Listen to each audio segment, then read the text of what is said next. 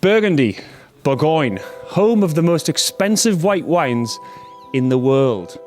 But what about the entry-level wines from not just the named vineyards and the top villages, but from the wider region? Well, today we've assembled this team of elite tasters. We're going to find out which Bourgogne Blanc really bangs and which Bourgogne Blanc is not worth the hype.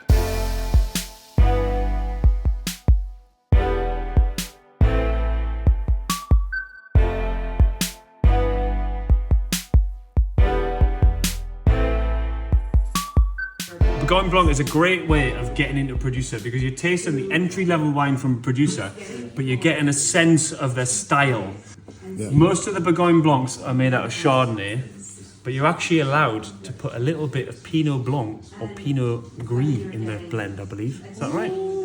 All right, we got Sarah right here, superstar sommelier. What was your favourite wine? The Bonin 2019. Freaking insane. So we've described this as slutty, but consensual. Is it the most expensive wine? Yeah, it's a couple £100 this bottle. We had it blind and it lived up to the hype, so it probably gets the Unicorn Award. What was the best wine that you tasted, Pete? Best wine I tasted was the Vincent Dancer Bourgogne 2020. It just had this lovely kind of nervy energy, very vibrant, lots of like pink grapefruit and apple kind of fruit. It's this perfect hangover wine when you need a kick up the arse. All right, Geordie Wine Guide, what's your favourite wine of the night tonight? It's got to be Bonin, and I know it's a bit cliche because this is the most expensive wine, but we tasted it blind and it lived up to the hype. Basically, this is Bourgogne. But a new appellation's been added into Bourgogne Blanc, basically. Is that a natural producer's deal? I mean, he's definitely more on that style. He worked at, I think, Ganavat. This is the sort of wine that makes me think about the wines that I love, and it's the wine that would touch your soul. It's the natty one. What surprised me was Theo Dancer. Really good wine. Open. Theo Dancer 2020, by the way. It's 2020 Bourgogne. Versus Vincent was showing really well. Jamie, the people want to know whether PYCM lived up to the hype. Personally, PYCM did not live up to the hype. We have Bernard Moreau, who whooped their ass. We have two bottles of PYCM. Both bottles didn't perform that well.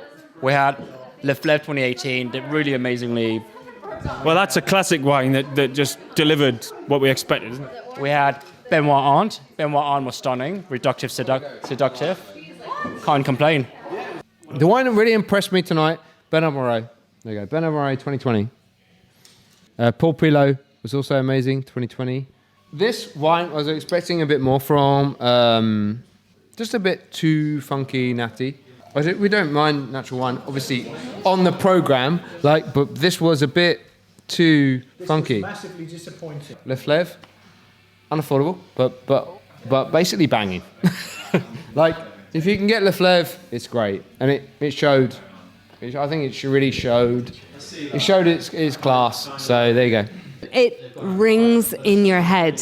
It's like if you took a tuning fork and you hit it on your knee, and then you just hold it against your jaw. It's freaking cool. What a night. Thanks everyone for bringing out your best bottles. We'll see you next time on the Geordie Wine Guide.